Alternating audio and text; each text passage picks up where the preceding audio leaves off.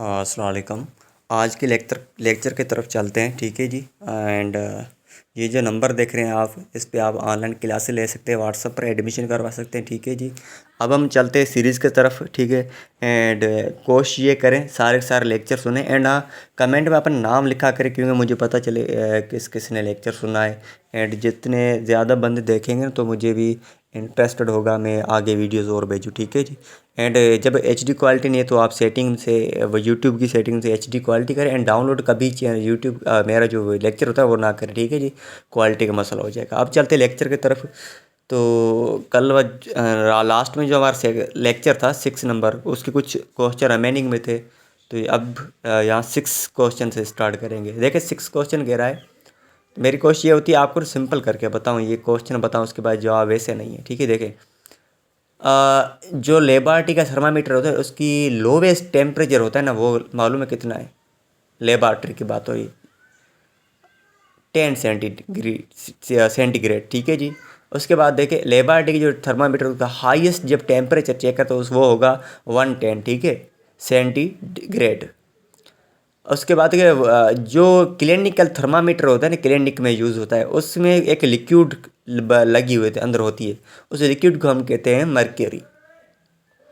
Water की freezing point जिसको, ठीक है, हम फ्रीजिंग पॉइंट कहते हैं, वो क्या होगी?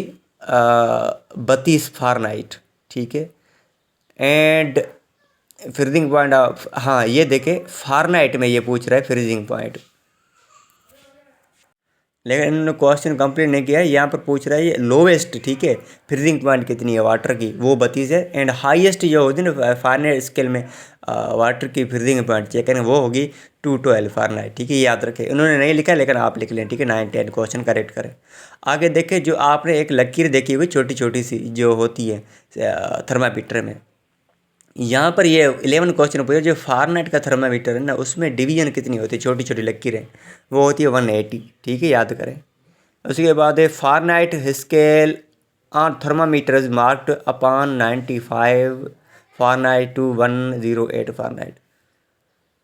अब देखिए फ़ारेनहाइट स्केल थर्मामीटर पे लिखा होता है, ठीक है।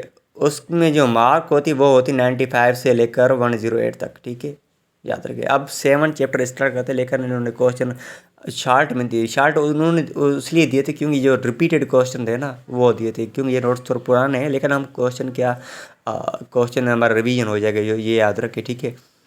अब ये देखें क्वेश्चन चैप्टर नंबर 7 में ये फोर्स एंड मशीन से इन्होंने पहले जो रिपीटेड क्वेश्चन वो ये थे, पुल आर पुश इज कॉल्ड। जो हम पुल एंड पुश करते हैं हम उसको क्या कहते हैं? उसको कहते हैं फोर्स, ठीक है, याद रखें। एंड नेक्स्ट देखें, speed of an object can change bye. अब देखिए स्पीड जो होती है ना किसी भी चीज़ की, उसको चेंज कैसे होती है? वो फोर्स लगाते हैं तब चेंज हो जाती है, ठीक है, याद करें। एंड उसके बाद ये क्वेश्चन याद रखें, स्पीड कैन बी मीयर्ड। ये इन्होंने ऐसे भी पूछा है, यूं भी कह सकते हैं, ऐसा यूनिट ऑफ इस स्पीड, या हम यूं भी कह सकते हैं यूनिट ऑफ स्पीड। ये तीनों क्वेश्चन क्या बनेंगे? देखिए छोटा जो होता है ना यूनिट, वो बनेगा मीटर पर सेकेंड सॉरी। इन्होंने ये बड़ा लिखा किलोमीटर पर आवर, ये दोनों सही है, ठीक है, याद रखें। एंड और जो स्टूडेंट इंटरेस्टेड है, जो एडमिशन लेना चाहता है उसको बोलें मेरे नंबर पे कांटेक्ट करें, ठीक है जी, मैं ग्रुप में ऐड कर दूंगा। एंड यहाँ पर गर्ल्स एंड बॉयज़ का अलग अलग ग्रुप्स है, ठीक है। एंड में जो लिंक भेजता हूँ ना, वहाँ पर आप अपना कमेंट में नाम लिखा कर, ठीक है, यूट्यूब पे जाकर ऑनलाइन सुने, ठीक है। अब हम चैप्टर 8 की तरफ चलते हैं, ठीक है।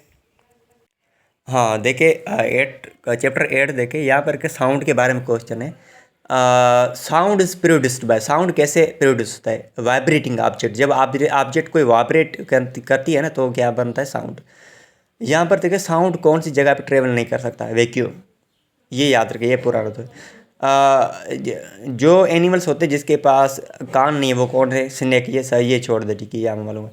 स्नेक जो किसी चीज़ को फील कैसे करती है? वाइब्रेट के थ्रू, वो टंग जो उसकी ज़ुबान होती है उसके थ्रू, ठीक है। उसके बाद देखिए sound is describe in terms of, जहाँ पर इंटेंसिटी ऑफ डेसिबल, हम उसको साउंड कहते हैं, याद रखें, ठीक है।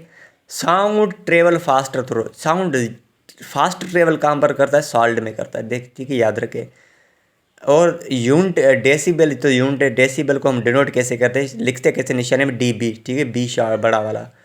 अब वर्ल्ड हेल्थ ऑर्गेनाइजेशन WHO के मुताबिक जो साउंड है ना वो कितना होना चाहिए 75 dB sorry more than 150 decibel consider noise. जब शोर किसको कहते हैं नॉइज, जब 150 डेसिबल साउंड ऊपर होता है ना उसको अपन कहते हैं नॉइज। आज के लिए इतना काफ़ी, नेक्स्ट 9 चैप्टर कल वाले लेक्चर में स्टार्ट करने के, ठीक है ये इतने आज के लिए इतना काफ़ी। Thank you.